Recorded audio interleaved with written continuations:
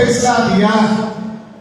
उनका कहना यह है कि भाजपा सरकार ने पार्लियामेंट के अंदर जोर जबरदस्ती से ईडब्ल्यूएस यानी आर्थिक आधार पर संविधान संशोधन किया और ब्राह्मणों को, सवर्ण ब्राह्मणों को आर्थिक आधार पर अतिरिक्त चर्बी चढ़ाने का काम किया। ब्राह्मण लोगों को प्रतिनिधित्व संविधान में दिया गया है। कैसे दिया गया है? जिसकी जितनी आबादी होगी उसको उतनी हिस्सेदारी मिलेगी। 3.5% ब्राह्मण हैं, 3.5% ब्राह्मणों ने पार्लियामेंट पर कब्जा कर लिया है। आज की तारीख में लोकतंत्र में ब्राह्मणों की औकात कितनी है? ब्राह्मणों की औकात कितनी है? तो लोकतंत्र में ब्राह्मणों की औकात मच्छर जितनी तक नहीं है। ब्राह्मणों की औकात लोकतंत्र में क्यों? क्योंकि ब्राह्मणों की आबादी 3.5% है और 3.5% ब्राह्मण गांव का सरपंच नहीं बन सकता। देवेंद्र फडणवीस महाराष्ट्र के मुख्यमंत्री बन गए। जो ब्राह्मण गांव का सरपंच नहीं बन सकता वो एमपी एमएलए कहां से बन सकता है? 3.5% ब्राह्मणों के 5 राष्ट्रीय दल है, जिनके पास वोट नहीं है उनके पास राष्ट्रीय दल कैसे बन गए? कांग्रेस ब्राह्मणों का दल है। कांग्रेस के संस्थापक मराठा कुंभी नहीं थे, क्योंकि ज्योतिबा फुले ही कांग्रेस में शामिल नहीं हुए। बंगाल के ब्राह्मण, महाराष्ट्र के ब्राह्मणों ने मिलकर कांग्रेस की स्थापना की और कांग्रेस का ही एक वर्कर जो महाराष्ट्र का जनरल सेक्रेटरी था, डॉक्टर केशव बलिराम भिड़गेवार, ये मुद्दा नांदेड़ के कंदकुर्ती नामक गांव का था और माइग्रेशन होकर उसके पुरखे नागपुर में आए होंगे। तो केशव बलिराम भिड़गेवार एक विदर्भ कांग्रेस का जनरल सेक्रेटरी था। कांग्रेस ने योजना बनाई। कांग्रेस ब्राह्मणों का दल, आरएसएस ने बीजेपी बनाया, बीजेपी ब्राह्मणों का दल, कम्युनिस्ट ब्राह्मणों का दल, श्रीपाद अमृत डांगे चित्पावन ब्राह्मण, जिस डांगे ने शाहू महाराज को गालियां दी, जिस श्रीपाद अमृत डांगे ने शाहू महाराज के खिलाफ किताब लिखी और शाहू महाराज की हत्या करने की योजना तक बनाई, वो श्रीपाद अमृत डांगे। उसने किताब लिखी थी आमचे स्वराज्य द्रोही शाहू महाराज। श्रीपाद अमृत डांगे ने किताब लिखी है और महाराज की हत्या करने का प्लान डांगे ने किया था। भागवत ब्राह्मण का दल, तृणमूल कांग्रेस ब्राह्मण का दल, इस तरीके से जिनके पास वोट नहीं है लोकतंत्र में पहले पिलर पर उनका कब्जा हो गया है। और ये कब्जा एकाएक नहीं हुआ, षड्यंत्र करके किया गया है। अगर ईडब्ल्यूएस के खिलाफ कोई डिबेट करते हुए, डिस्कशन करते हुए अगर ये बिल पारित करते तो माना जा सकता था ये डिबेट संवैधानिक है। मगर ईडब्ल्यूएस के ऊपर इन्होंने डिबेट डिस्कशन ही नहीं किया। जब मराठा लोगों ने आरक्षण की डिमांड की, जब जाट लोगों ने आरक्षण की डिमांड की, जब पटेल लोगों ने आरक्षण की डिमांड की, तो इन लोगों को न्यायपालिका और ब्राह्मणवादी दलों के लोगों ने हीन भावना से कहा कि संविधान में 50% से ज्यादा सीमा लांघ नहीं सकते। ब्राह्मण ने कहा। और ये जो 5 जजेस हैं सीमा थी, बीजेपी के लोगों ने उन सीमा को लांघ दिया। इन 5 जजेस ने कहा बीजेपी गवर्नमेंट ने सही किया।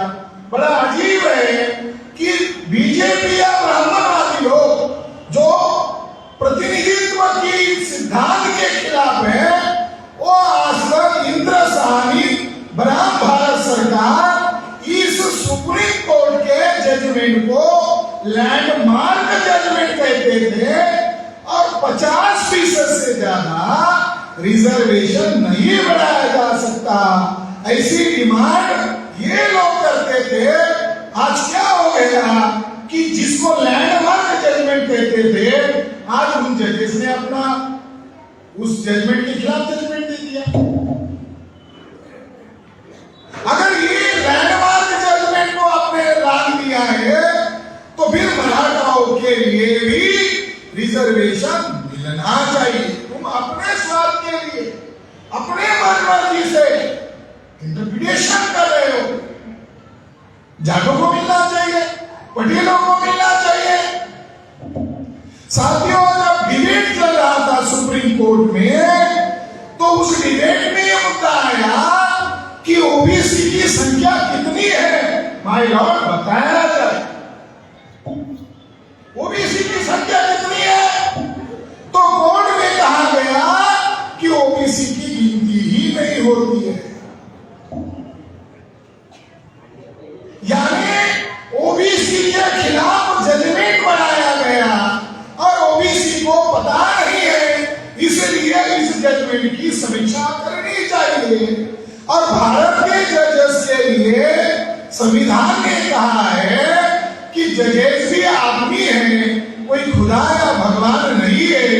अगर जजेस गलत फैसले देते हैं या राजनीतिक पार्टी के दबाव में फैसले देते हैं, तो ऐसे संविधान विरोधी जजेस के पिछवाड़े पर लात मारने का प्रावधान भारत के संविधान में है, जिसको महाभियोग कहा जाता है।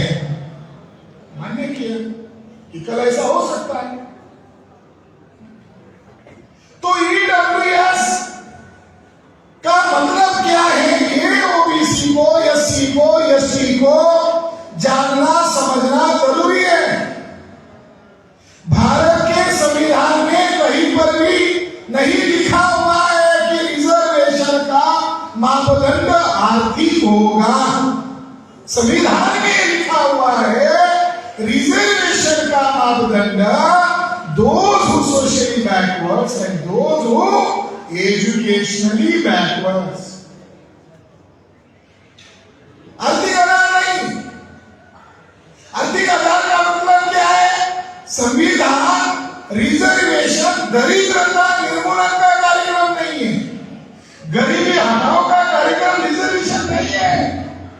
रिजर्वेशन है कि 3.5% ब्राह्मण लोग हजारों सालों से इस देश की बहुसंख्य आबादी का खून चूस रहे थे। उन लोगों को पहले नागरिक उनको नागरिक बनाया और भारत की रिप्रेजेंटेटिव डेमोक्रेसी में उनको उनका हिस्सा मिलेगा और अन्य लोगों को उनकी जितनी आबादी है उनको भी उतना हिस्सा मिलेगा। ये संविधान संविधान कांग्रेस के आजादी की आंदोलन से नहीं बना है। भारत का जो संविधान है ये फुले शाह अम्बेडकर के 108 साल के संघर्ष के कारण बना हुआ है। संविधान कांग्रेस या ब्राह्मणों की मेहरबानी से नहीं बना हुआ है, वो हमारे आंदोलन से बना हुआ है। फुले शाह अम्बेडकर के आंदोलन से बना है, शाहू महाराज की कुर्बानी से बना हुआ है।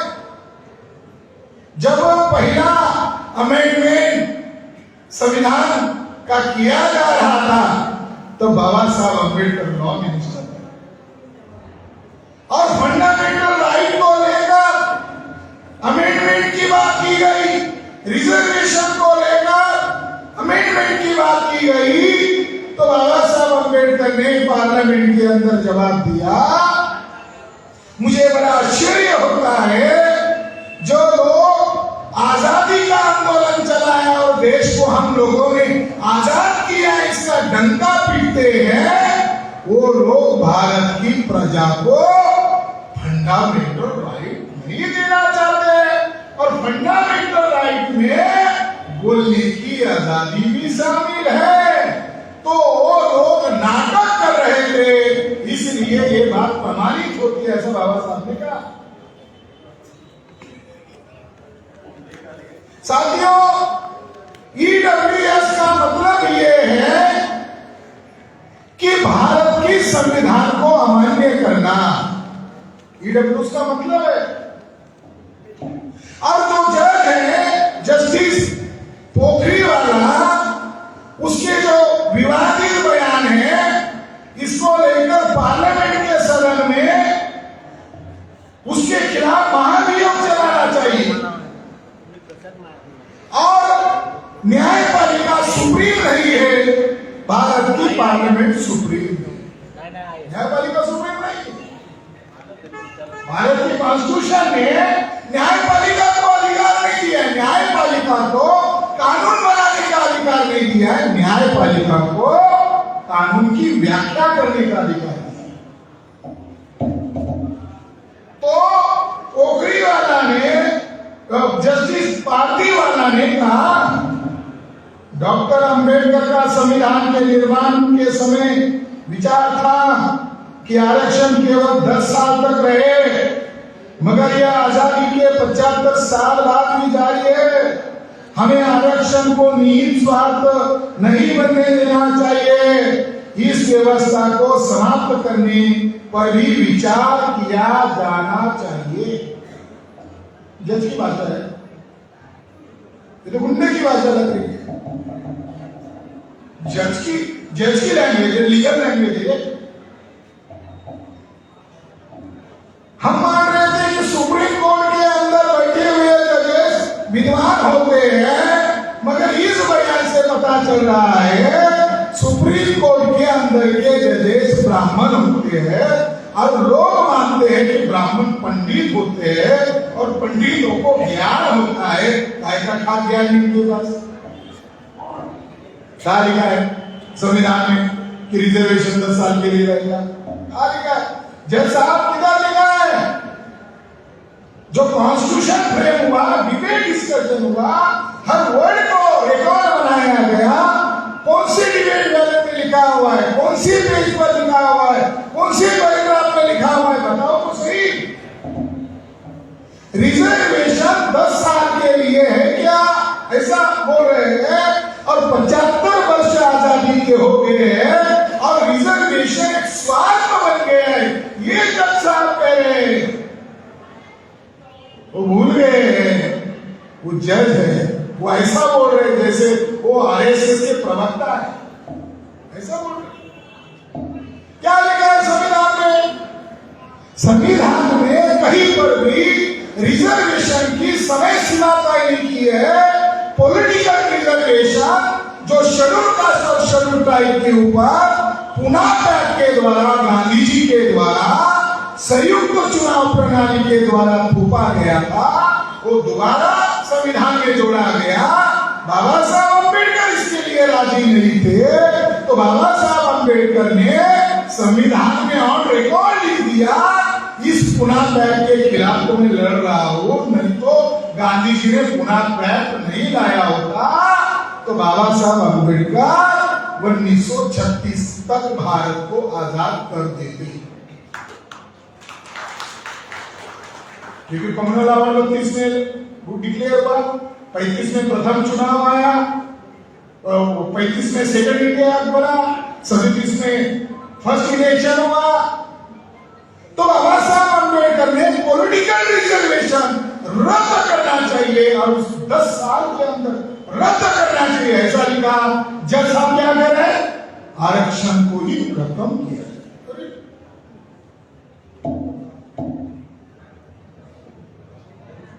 जो ब्राह्मण लोग प्रतिनिधित्व का विरोध कर रहे हैं,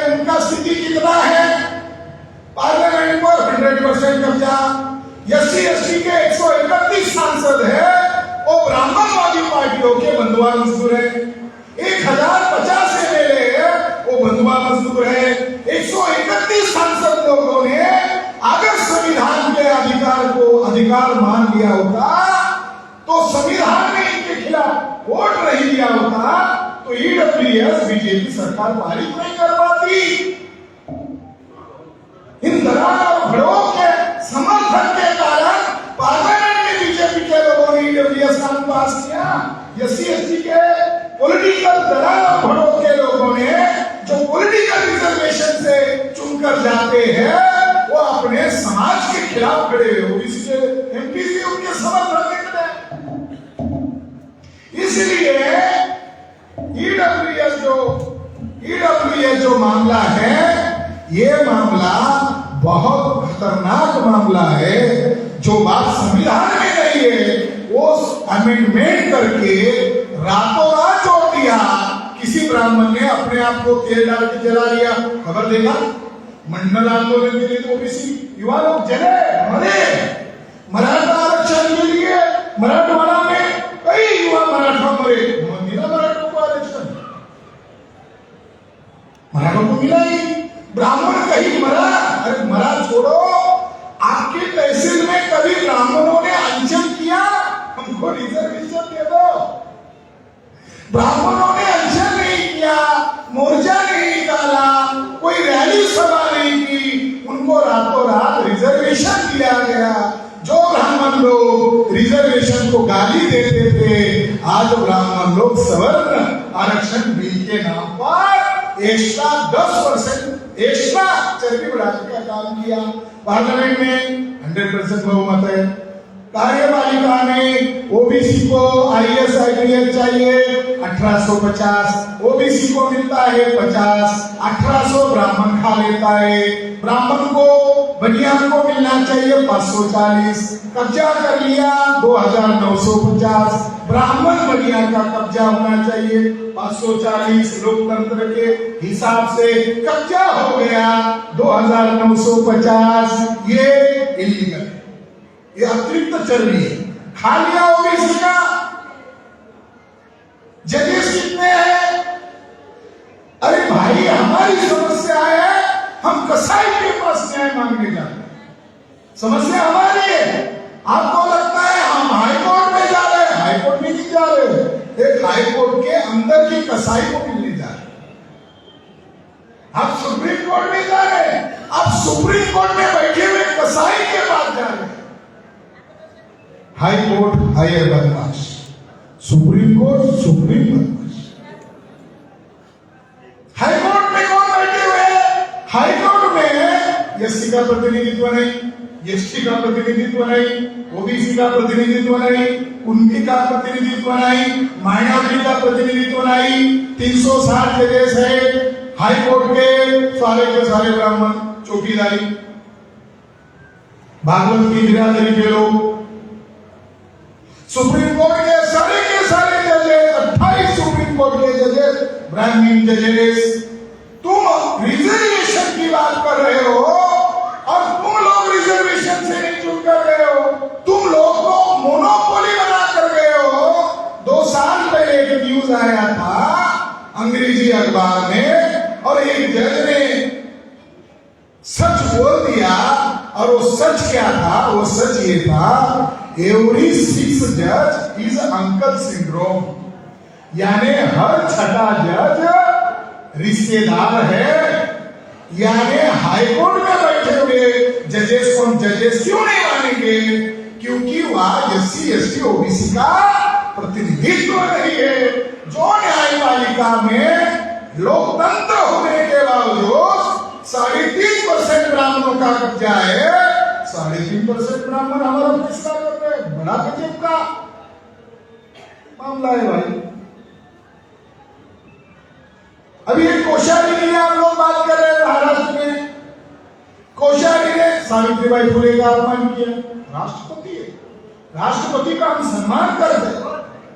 छत्रपति शिवाजी महाराज का भी हाल ही में अपमान किया और गडकरी के साथ तुलना किया। गडकरी ब्राह्मण है, कोश्यारी ब्राह्मण है और दोनों RSS के वर्कर है, तो ब्राह्मण लोगों ने गडकरी के साथ छत्रपति शिवाजी महाराज की तुलना करके वही पाप किया है जो 2004 में किया था। केवल ब्राह्मण के साथ तुलना करना, गडकरी नामक व्यक्ति के साथ तुलना करना, ये मामला नहीं है। ब्राह्मण शिवाजी महाराज नहीं है, गडकरी ब्राह्मण है, तो जो बहुजन समाज का प्रेरणा स्रोत है उसकी तुलना एक ब्राह्मण से करना, यह है बड़ा अपमान, सबसे बड़ा अपमान है। 2004 में क्या हुआ? 2004 में मामला विवाद का खड़ा हुआ। जेम्स लेन नामक व्यक्ति को हायर किया, किराए के आदमी को हायर किया, लिखा ब्राह्मणों ने, और वो भी भागा करके ब्राह्मणों ने लिखा। इसका प्रमाण हमारे पास है, ब्राह्मणों ने लिखा। 125 पेजेस की किताब है जेम्स लेन की, और 125 पेजेस की किताब में 80% संदर्भ बमो पुरंदरे द्वारा लिखित शिव चरित्र के है, और शिव चरित्र 3 खंडों में है, और शिव चरित्र अंग्रेजी भाषा में अनुवादित नहीं था। तो जेम्स लेन को मराठी कैसे आया? कौन से तुमको मराठी है? वो वाशिंगटन वगैरह इधर सदाशिव पेट में है क्या? ठीक है, जेम्स लेन ये हायर किया वाला वास्तविक बदमाश बमो पुरंदरे है। आप विदर्भ के कुर्मी लोग हो और विदर्भ के लोगों को ये जानकारी देना समझना बहुत जरूरी है कि न्यायपालिका मराठों के खिलाफ है, रिजर्वेशन के माध्यम से पता चला, मगर न्यायपालिका छत्रपति शिवाजी महाराज के खिलाफ है। न्यायपालिका केवल मराठाओं के खिलाफ नहीं है, न्यायपालिका छत्रपति शिवाजी महाराज के खिलाफ है।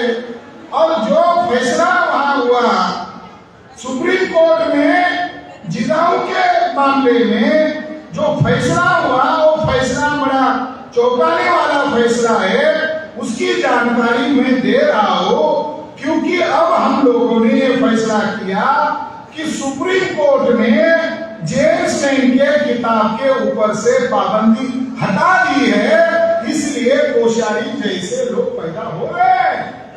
फैक्ट्री को बंद करना होगा। वो तुलना ब्राह्मण के साथ कैसे कर सकता है? और बहुजन समाज के लोग इस बारे में सोच नहीं रहे। मैं आपको बता रहा हूं, आप ठीक से समझो। न्यायपालिका हमारे खिलाफ कैसे 2004 में बदनामी किया कुर्मी मराठा लोगों ने, संभाजी ब्रिगेड के युवा लोगों ने, भांडारकर संस्था पर कार्रवाई किया। उसमें केवल एक जाति के लोग नहीं थे, विभिन्न जाति के लोग थे, 72 मामला थे। फिर उन्होंने उसको कहा तालिबानी हल्ला, उसको कहा तालिबानी हल्ला। तब वाजपेयी जिंदा था, वाजपेयी ने भांडारकर का समर्थन किया। तब ये जो दाभोलकर मर गए, ये दाभोलकर ने पैसा दिया भांडारकर को, मेधा पाटकर ने पैसा दिया, और मामला विवाद हो गया। ब्राह्मणों को लगा गांधी हत्या के बाद जैसे सतारा सांगली में ब्राह्मणों के घर जला दिए गए, शायद वैसा ही ब्राह्मणों का हाल हो सकता है। तो बहुजन समाज के विद्रोह को ध्यान में रखते हुए उस समय की तत्कालीन सरकार ने हाईकोर्ट में याचिका दायर की, और उसमें भारत के आईपीसी के तहत ये झगड़े लगाने वाला किताब है, इसलिए ये विवादित बयान है, इसलिए इसके ऊपर पाबंदी लाओ। क्या विवादित बयान था? क्या विवादित संदर्भ था? कोश्यारी के माइंड में जेम्स लेन है, कोश्यारी के माइंड में बमो पुरंदरे है। कोश्यारी अपने आप नहीं बोल रहे, प्लानिंग करके जिन लोगों ने किताब लिखी वो थ्योरी आज फिर से जिंदा की जा रही है।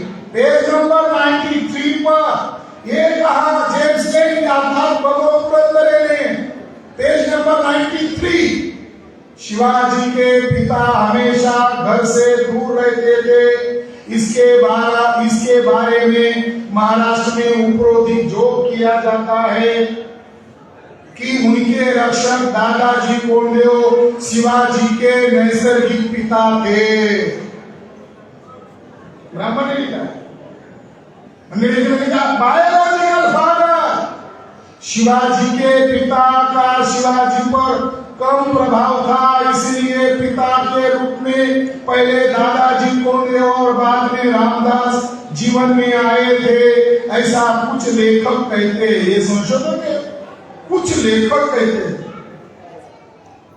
लेकिन उनकी मां को उनके पिता ने जो नकारा था, उसका गहरा घाव शिवाजी के दिलो दिमाग पर छाया हुआ था, जिसकी वजह से उनका जीवन प्रभावित हुआ था। इसलिए हम देखते हैं कि पिता द्वारा त्यागी हुई अपनी दुखी माता को खुश करने के लिए शिवाजी वीरता दिखाता है और उनकी वीरता से वो खुश हो जाती है, क्योंकि उसको पता था कि वह यादव वंश की वंशज है, लेकिन उसके पति निचली जाति के होने के कारण हिंदू साम्राज्य की पुनर्स्थापना के लिए वह अपने पुत्र के रूप में सपना देख रही थी। इसका मतलब मालूम है, ब्राह्मण लिख रहा है कि जिजाऊ का वंश ऊंचा था और शाहजी का जो वंश था वो नीचा था। ब्राह्मण क्या लिख रहा है? यानी दोनों परिवार में झगड़ा। इसमें उन्होंने आगे ये लिखा, जेम्स लैंड ने, बाबा पुरंदरे ने, आरएसएस बीजेपी ने समर्थन किया, छत्रपति शिवाजी का चरित्रानंद किया, महाराज जिजाऊ का चरित्रानंद किया, संभाजी महाराज का चरित्रानंद किया, यहाँ तक शाहजी राजे भोसले जी का भी चरित्रानंद किया। ये सारा बात आरएसएस बीजेपी के इशारे पर किया। बमो पुरंदरे बहुत बूढ़े हो गए थे, चलना नहीं आ रहा था, तो भागवत को लगा कभी भी मर सकते हैं, तो भागवत जी ने बमो पुरंदरे को यहाँ लाया, चड्डी पहनाया और नागपुर के मैदान में ब्राह्मण महिलाओं ने उसकी पूजा की और उसके फोटो छापे कि इतने इतने बुजुर्ग वाले बमो पुरंदरे भी संघ के पोशाक में, ये संघ की थेरी पर राज्यपाल काम कर रहा है।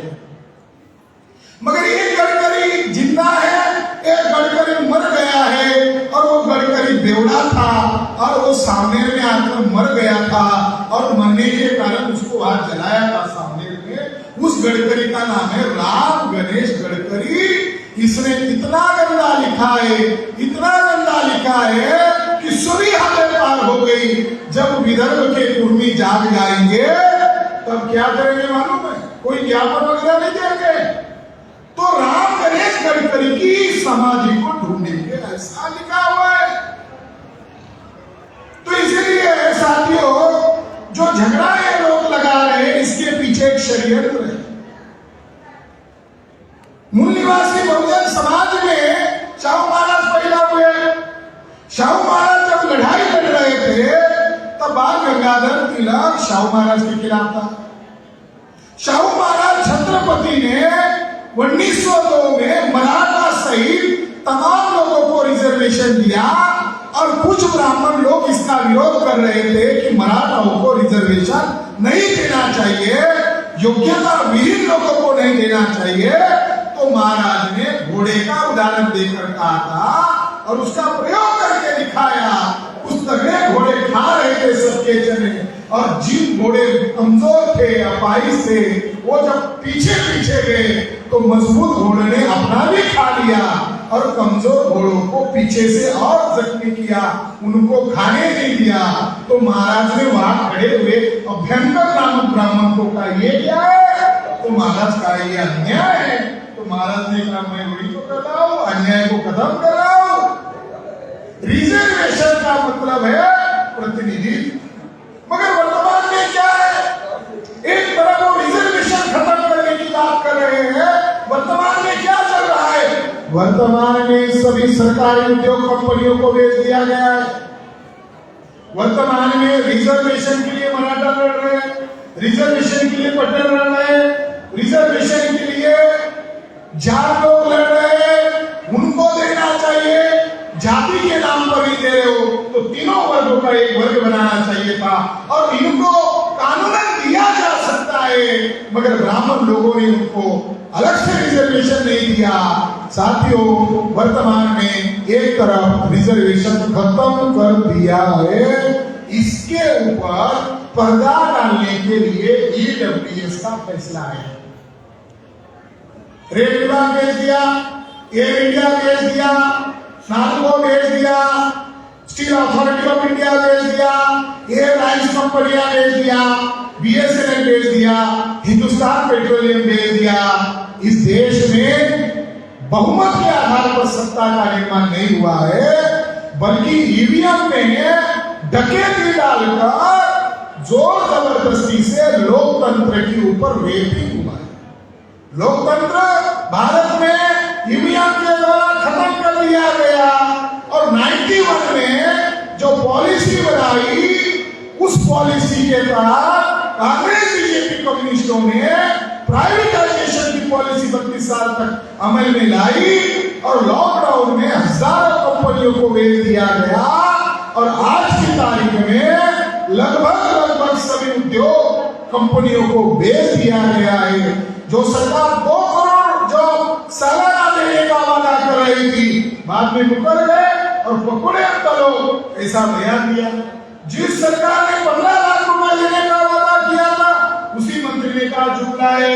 साथियों, देश में अल्पसंख्यक ब्राह्मणों ने ईवीएम के द्वारा कब्जा करके एससी एसटी ओबीसी को दोबारा गुलाम बनाने की योजना बनाई है। अब शिक्षा क्षेत्र, जब हम लोगों ने आरएसएस के मुख्यालय पर मोर्चा निकाला, ये अपने आप हुआ क्या? 40 साल की मेहनत है। बामसेन नामक संगठन ने ऑल इंडिया में राष्ट्रीय संगठन का जाल निर्माण किया, राष्ट्रव्यापी संगठन का निर्माण किया। उसके कारण हमारे के हेडक्वार्टर पर जाए राष्ट्रव्यापी संगठन। 6 अक्टूबर के पहले ब्राह्मण लोग हिंदू मुसलमान चिल्ला रहे थे। 6 अक्टूबर के बाद मोहन भागवत की जबान ही बदल गई। अब भागवत कह रहे हैं मुसलमानों के पुरखे भी हिंदू थे। अरे ऐसा कोई दिखाया? भागवत किसके कारण तुम बंदी कर रहे हो? उल्टी क्यों कर रहे हो? जबान क्यों बदल रहे हो?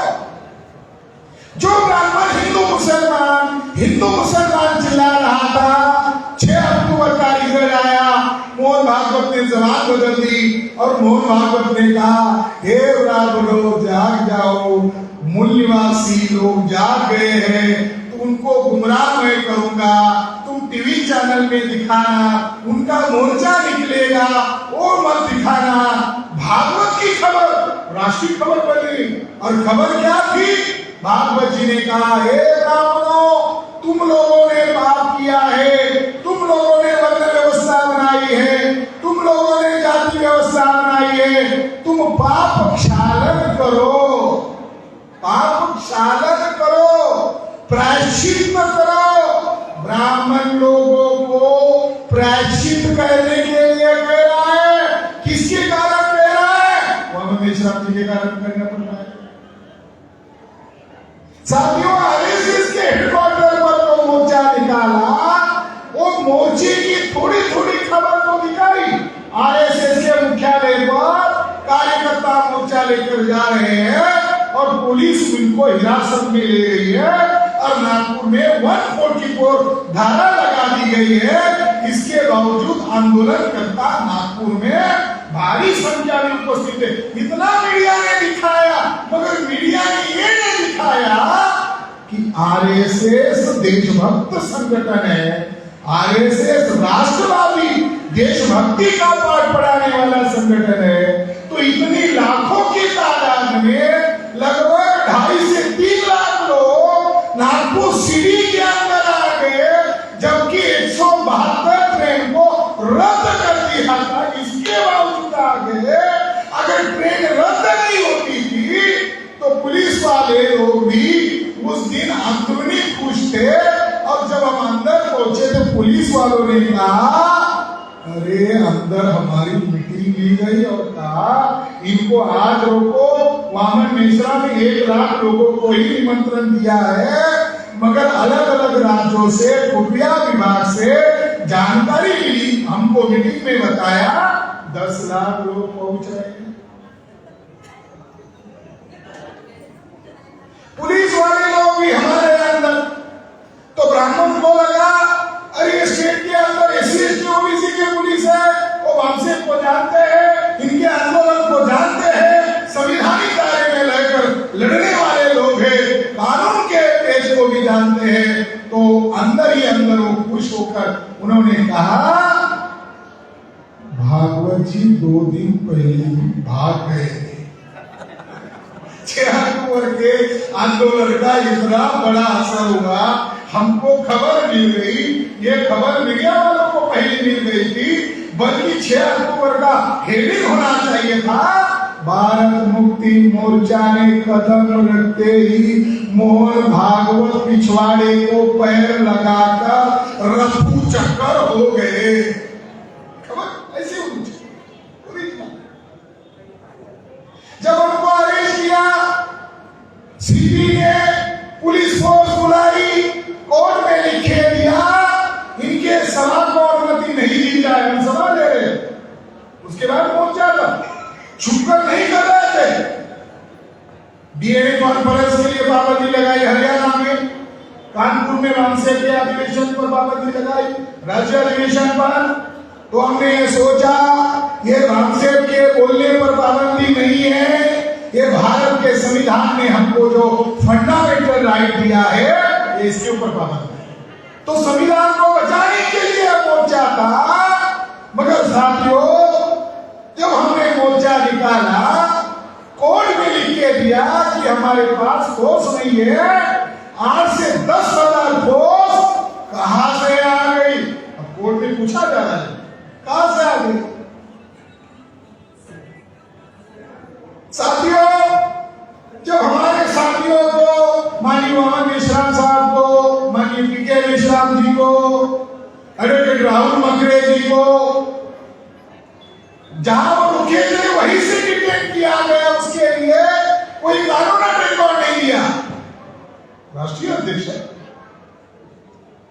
मगर वो लड़े और लड़ते लड़ते अरेस्ट हो गए। हमें गर्व है हमारे नेतृत्व पर कि वो व्यवस्था के सामने झुके नहीं, लड़े।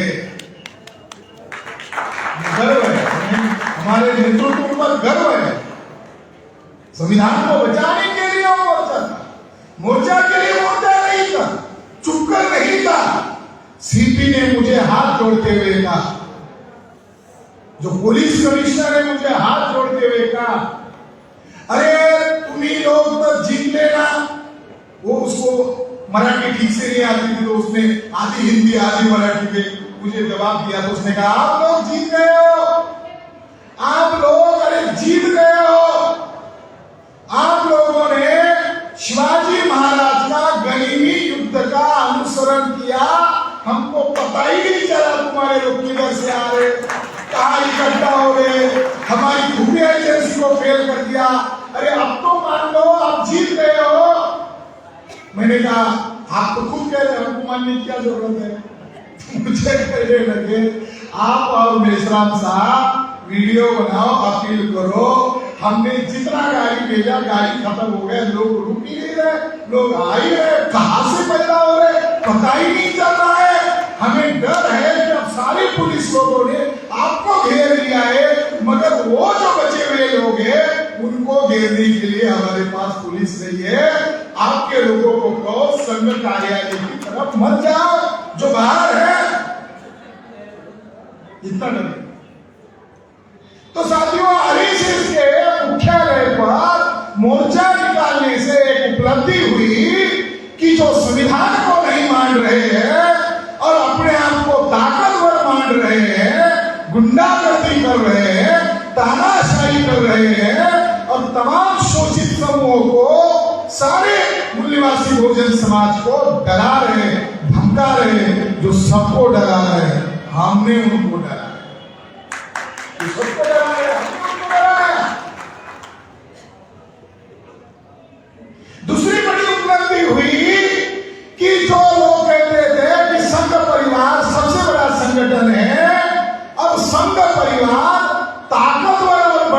संगठन नहीं है। 6 अक्टूबर के बाद लोगों ने मान्य किया सबसे बड़ा संगठन भारत मुक्ति मोर्चा है और सबसे बड़ा नेता वामन मेश्राम है। और उसका क्या सत्ता उनके पास है, व्यवस्था उनके पास है। बल्कि फडणवीस ने 12 बजे मीडिया में कहा भारत मुक्ति मोर्चा का नाम लिया। फडणवीस ने जो फंसा दिया और आतंकवादी ब्राह्मण है, देवेंद्र फडणवीस राजनीति करने में उस नाना फडणवीस का रिश्तेदार लगता है। देवेंद्र फडणवीस नहीं है। मुझे कभी कभी लगा कि आरएसएस में जोशी और देशपांडे कुलकर्णी जैसे ब्राह्मण है, उसको क्यों नहीं सीएम बनाया। आरएसएस में एक लौटा देवेंद्र फडणवीस नहीं है। तो मुझे उसका राज पता चला कि चितपावन ब्राह्मण आरएसएस को चलाते हैं। आरएसएस ये संगठन प्राइवेट लिमिटेड कंपनी है। आरएसएस का सरसंघ चालक उत्तर भारत के ब्राह्मण को नहीं बनाते। आरएसएस का जो चीफ होता है वो चितपावन ब्राह्मण से ही बनाते हैं। यानी कितने दूर थे ब्राह्मण, दूसरे राज्य के ब्राह्मणों के प्रति भी उनको आसूया है, शंका है। फडणवीस को क्यों मुख्यमंत्री बनाया? क्योंकि भागवत को नाना फडणवीस मालूम था। और नाना फडणवीस कितना षड्यंत्रकारी था, कितना षड्यंत्रकारी था। तो अंग्रेज लोग बोलते हैं वो इतना षड्यंत्रकारी था कि दुनिया में नाना फडणवीस जैसा षड्यंत्रकारी ब्राह्मण पैदा ही नहीं हुआ होगा, इतना षड्यंत्रकारी था। मैं उसका सबूत देता हूं।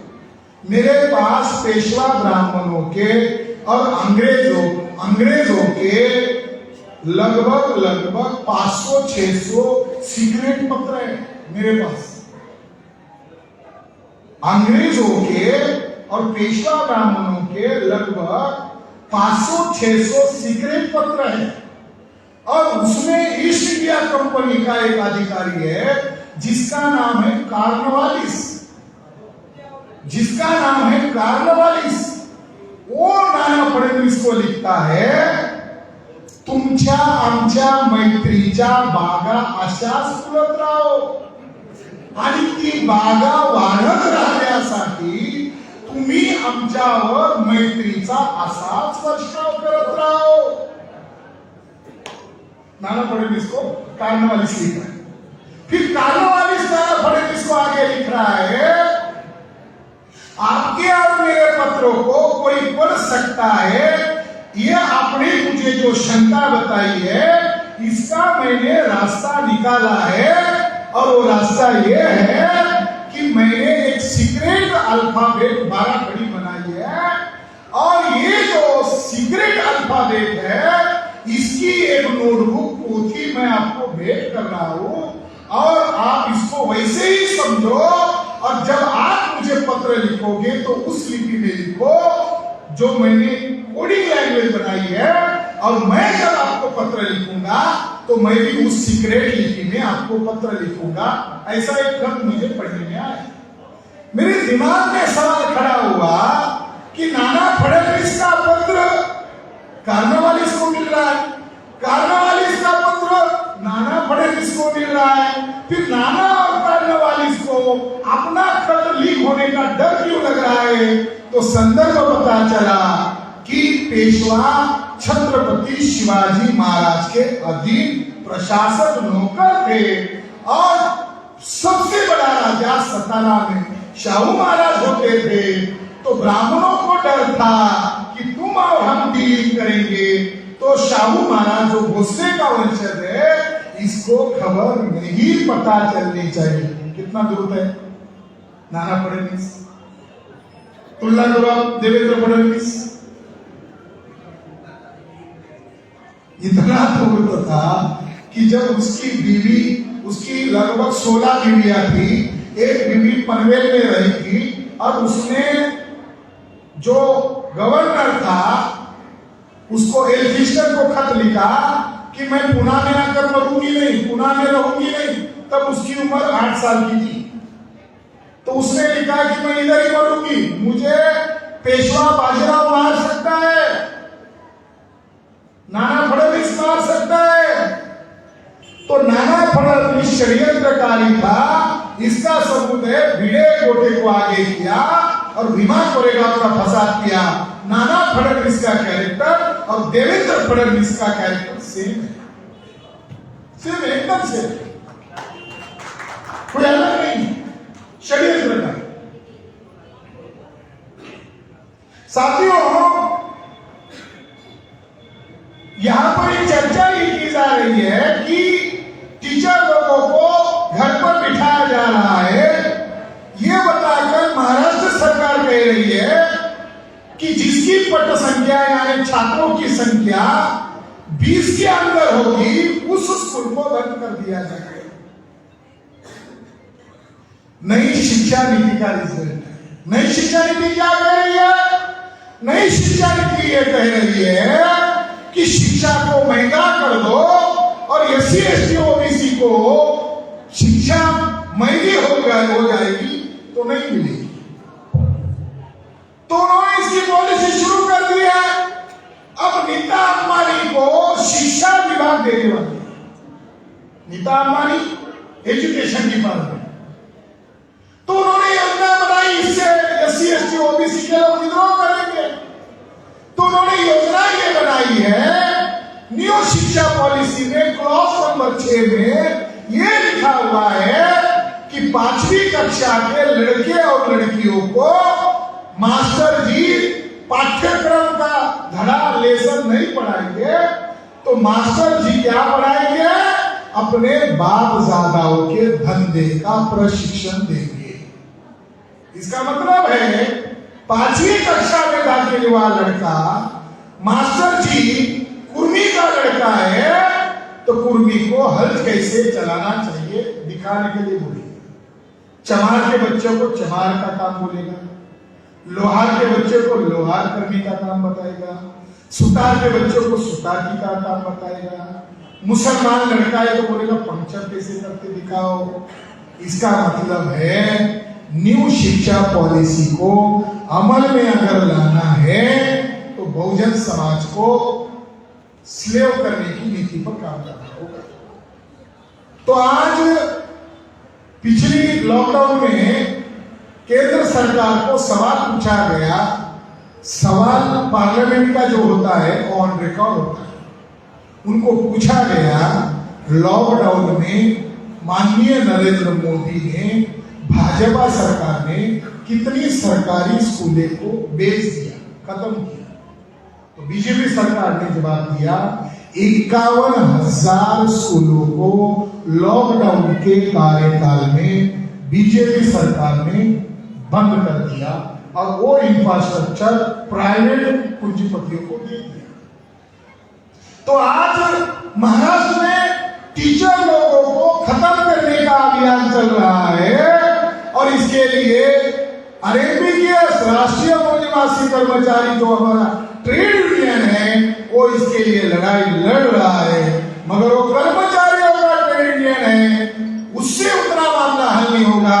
तो महाराष्ट्र के हर पालक लोगों को, हर माता पिता को, हर युवाओं को गांव-गांव में सरकारी स्कूल बचाने का अभियान चलाना होगा और इसके लिए विशाल आंदोलन महाराष्ट्र में खड़ा करना होगा।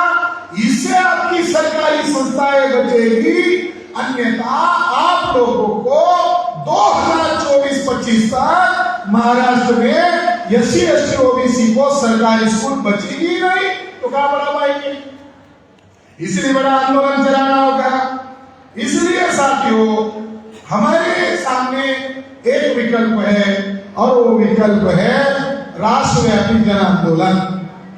बाबा साहब अम्बेडकर बड़े गर्व से कहते थे कि रानी के पेट से राजा पैदा होता था, अब राजा के पेट से, अब रानी के पेट से राजा पैदा नहीं होगा, बैलेट बॉक्स से राजा पैदा होंगे, आपके प्रतिनिधि होंगे।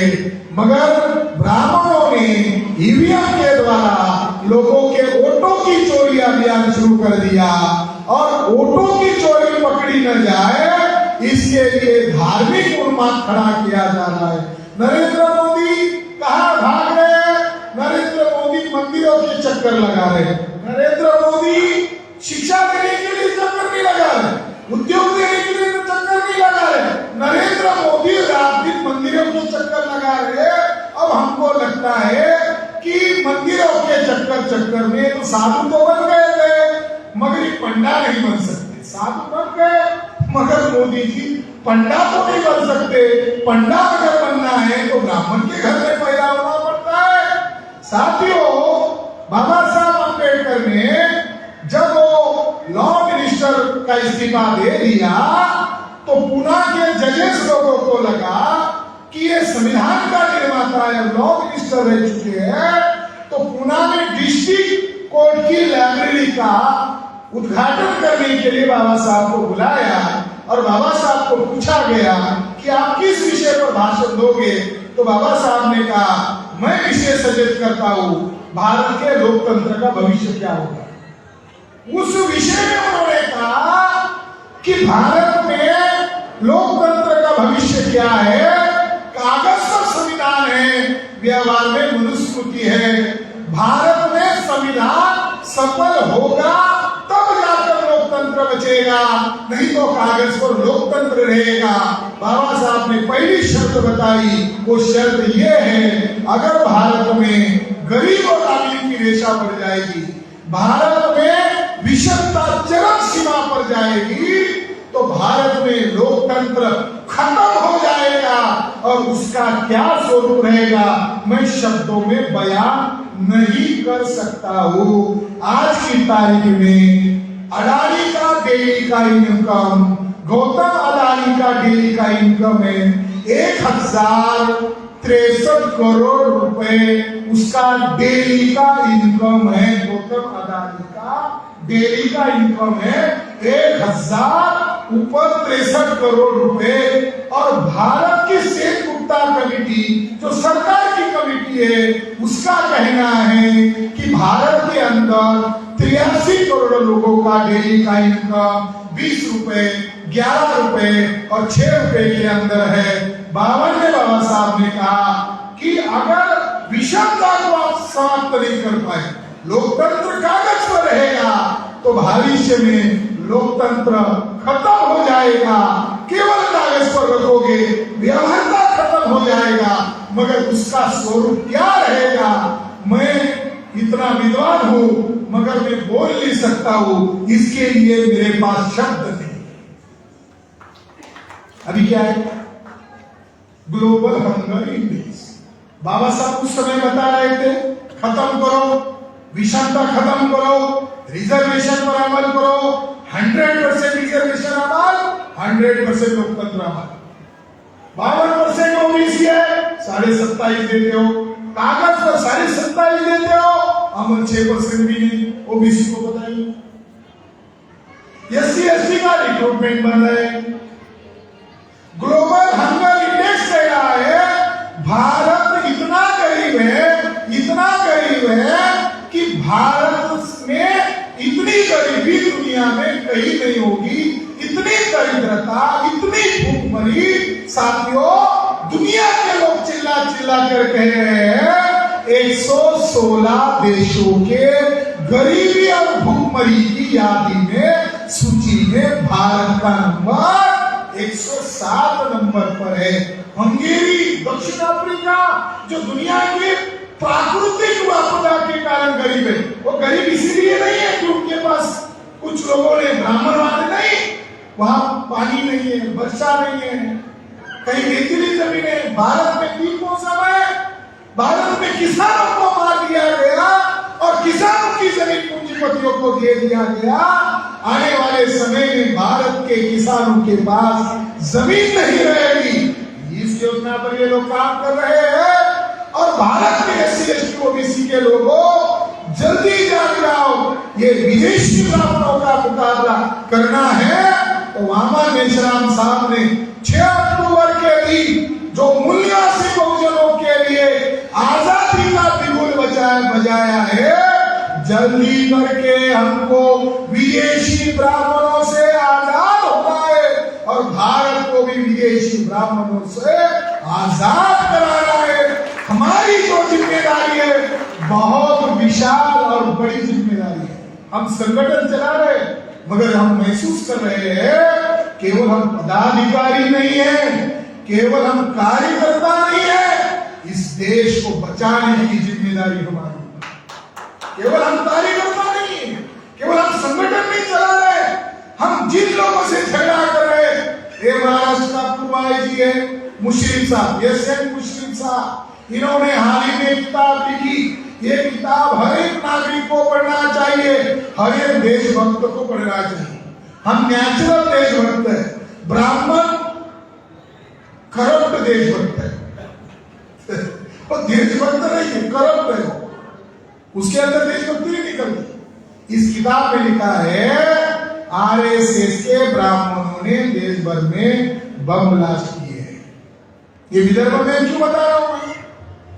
क्योंकि 11 लाख लोग 31 जनवरी को आरएसएस के ऊपर पाबंदी लगाने के लिए, ओबीसी की जनगणना कराने के लिए और ये असंवैधानिक ईडब्ल्यूएस हटाने के लिए 31 जनवरी के दिन ऑल इंडिया में 11 लाख लोग जेल भरो आंदोलन करने वाले हैं। अक्टूबर तक अब सीमित नहीं है। आरएसएस देशभक्त संगठन नहीं है। गांव-गांव में प्रचार करना होगा, लोगों को समझाना होगा आरएसएस देशभक्तों का संगठन नहीं है, षड्यंत्रों का जमावड़ा है, आतंकवादियों का जमावड़ा है। और उसका जो सरगना है मोहन भागवत, ये दुनिया का सबसे बड़ा आतंकवादी है। ये बात महाराष्ट्र के पूर्व आईजी मुश्रीफ साहब ने सिद्ध किया। क्या क्या बात होगा? आरएसएस के ब्राह्मणों को सजाएं हुई है। सुनील जोशी, गुप्ता, अजमेर शरीफ ब्लास्ट में 3 आरएसएस के प्रचारकों को आजीवन कारावास हुआ। कोर्ट कह रहा है आरएसएस आतंकवादी संगठन। वाशी में, थाना में बम ब्लास्ट हुआ, उसमें आरएसएस और सनातन प्रवाद के लोग पकड़े गए, ब्राह्मण थे, उनको सजाई हुई। आरएसएस आतंकवादी संगठन। 2006 में नांदेड़ में आरएसएस के वर्कर लोग रात को बम बना रहे थे और नांदेड़ और औरंगाबाद नजदीक है। शुक्रवार के दिन रेलवे स्टेशन के बगल में जो बड़ी मस्जिद है, रेलवे स्टेशन भी है और मस्जिद भी है। अरे कितना बड़ा गेम होगा? रेलवे स्टेशन भी उड़ाया जाए, मस्जिद भी उड़ाया जाए, तो बड़ा प्रयोग कर रहे थे, बम बना रहे थे। और बम बनाकर वो हड़बड़ी में गलती कर दिया, उनको पीएम करना था, पीएम रहे थे। अब वो गड़बड़ी हो गई, वो फट गया। फटने से 2 लोग मर गए, 3 लोग गंभीर हो गए। और वो वारदात पूरे देश में फैलनी चाहिए थी, मगर उतनी बड़े पैमाने पर फैली नहीं। नांदेड़ में मुद्दे मार के साथ आरएसएस के ब्राह्मण पकड़े गए। 2006 में आरएसएस के ऊपर पाबंदी राहुल गांधी, सोनिया गांधी चाहते तो 2006 में लगा सकते थे। कांग्रेस के लोग चाहते थे तो 2006 में भारत को तोड़ने वाले लोगों को पाबंदी लगा सकते थे। कांग्रेस के लोगों ने आरएसएस के ऊपर पाबंदी नहीं लगाई, क्योंकि कांग्रेस के ब्राह्मण जानते हैं कांग्रेस आरएसएस की मां है। जानते हैं, हमारे लोग नहीं जानते। तो 2006 में बदलाव किया, लॉकडाउन आया और लॉकडाउन के दरमियान बजरंग दल का बॉम्बे का प्रेसिडेंट यशवंत शिंदे नामक मराठा युवा मुशर्रफ साहब की, और उनको मिलने गया, और मिलने के बाद उन्होंने कहा मैं आपका वाचक हूं मगर मैं संघ का प्रचारक। मुशर्रफ साहब ने कहा तुम मेरे पास क्यों आए, तुम मेरा किताब पढ़ने पर मेरे पास क्यों आए? नहीं, तुम 200% सही है, मैं जाति से मराठा हूँ, मुझे अब पश्चाताप हो रहा है कि मैं ब्राह्मणों के बीच में क्यों गया, ब्राह्मण का वर्कर क्यों बन गया। तो उन्होंने पूरी स्टोरी बताई कि महाराष्ट्र में, मराठवाड़ा में और अलग अलग राज्यों में जो सीरीज बम ब्लास्ट की बनाई थी 2003 में मुंबई में गुप्त मीटिंग बुलाई गई थी, उसमें मैं एक लौता मराठा था, आरएसएस का कट्टर वर्कर था, बजरंग दल का कार्यकर्ता था, मुझे बुलाया गया, मैं सुना, मैं दंग रह गया। और 2003 को आरएसएस हेडक्वार्टर पर ट्रेनिंग दी गई और ट्रेनिंग देने वाले व्यक्ति का नाम था, बम कैसे फोड़ा जाए, बम को कैसे हैंडल किया जाए, ट्रेनिंग देने वाले आदमी का नाम था मिथुन चक्रवर्ती। तो आपका भ्रम हो सकता है, आपको कौन याद आ रहा है? आई एम डिस्को डांसर, वो नहीं दे रहा है, ये सीक्रेट वर्ड है। हमारे लोग बोले लोग हैं, शब्दों को पकड़ कर लड़ते हैं, ब्राह्मण की बिहाइंड लाइन को हमारे लोग नहीं पकड़ते। वो पाप कर रहे, वो अधिकारी था, वो जाति से ब्राह्मण था और उसका नाम था देव नामक ब्राह्मण, ओरिजिनल आईबी का उच्च अधिकारी। आईबी इंटेलिजेंस मिलिट्री में बड़े अहदे पर उसने आरएसएस के सिलेक्टेड लोगों को 40 दिन का ट्रेनिंग में बम बनाने का ट्रेनिंग दिया। ये बात मुशर्रफ साहब को उसने बताई क्योंकि अखबारों में एक बात डिस्क्लोज हो गई थी कि बम का ट्रेनिंग देने वाला आईबी का आदमी था जिसका नाम मिथुन चक्रवर्ती था। मिथुन चक्रवर्ती ये फेक नाम है क्योंकि वो इन सर्विस आईबी का अधिकारी था, जाति से ब्राह्मण था, मिलिट्री का उच्च अधिकारी आदमी आरएसएस के आतंकवादियों को ट्रेनिंग दे रहा था। उसने कबूल किया और 16 सालों के बाद इस शिंदे नामक मराठा युवा ने नांदेड़ कोर्ट में एफिडेविट दिया कि देश भर के जितने सारे बम ब्लास्ट है ये मोहन भागवत और आरएसएस के ब्राह्मणों ने किए हैं। मैं इसका चश्मदीद गवाह हूं, इसलिए मुझे कोर्ट में आरएसएस आतंकवादी संगठन है ये सिद्ध करने का कोर्ट मुझे मौका दे, मैं चुटकी में सिद्ध करूंगा। और उसने अपना लिखित लीगल एफिडेविट हलफनामा नांदेड़ कोर्ट में दिया, कोर्ट ने एग्री किया और अब आरएसएस के लिए खतरा बन गया है। इसलिए आरएसएस के ब्राह्मण लोग डर गए हैं कि मोर्चा आतंकवादी आरएसएस है और इसको बैन किया जाए। तो आरएसएस के षड्यंत्रकारी ब्राह्मणों ने वामन मिश्रा की जय जयकार हो रही है, भारत मुक्ति मोर्चा की जय जयकार हो रही है, जो हमसे जुड़े हैं वो भी कह रहे हैं भाई खुश हो गए, जो हमसे सहमत नहीं है वो भी कह रहे हैं आपने सही काम किया। तो आरएसएस के लोगों ने पुणे में भिड़े कोटे को बचाने के लिए एक संगठन रातों रात पैदा किया और उसका सांसद रावत नामक व्यक्ति एक्स राज्यसभा का मेंबर है, आरएसएस का वर्कर है। उन्होंने एक संगठन बनाया और उस संगठन का नाम है विवेक विचार मंच। और विवेक विचार मंच ने हमने मोर्चा नागपुर में निकाला, प्रतिक्रिया नागपुर में होनी चाहिए, आरएसएस को प्रतिक्रिया देनी चाहिए। तो आरएसएस ने अपने पिलावल को विवेक विचार मंच को नांदेड़ के कलेक्टर को ज्ञापन देने के लिए कहा और उसमें उन्होंने लिखा बाम सेल पर पाबंदी करनी चाहिए। हम कह रहे हैं आरएसएस के ऊपर पाबंदी करो। साथियों आरएसएस आप प्रतिक्रिया में आ गए और इसके लिए 31 जनवरी को राष्ट्रव्यापी जेल भरो आंदोलन करना है क्योंकि ये देश हमारा है, इस देश को बचाने की जिम्मेदारी हमारी है। ब्राह्मणों के पास औकात नहीं है हमसे आमने सामने लड़ने की। 6 अक्टूबर को हमने देख लिया, तो ब्राह्मण लोग षड्यंत्र कर सकते हैं और इस आंदोलन को दबाने का प्रयास कर सकते हैं। इसलिए साथियों, आप लोगों को 31 जनवरी का तैयारी करनी है, इसलिए कार्यक्रम है।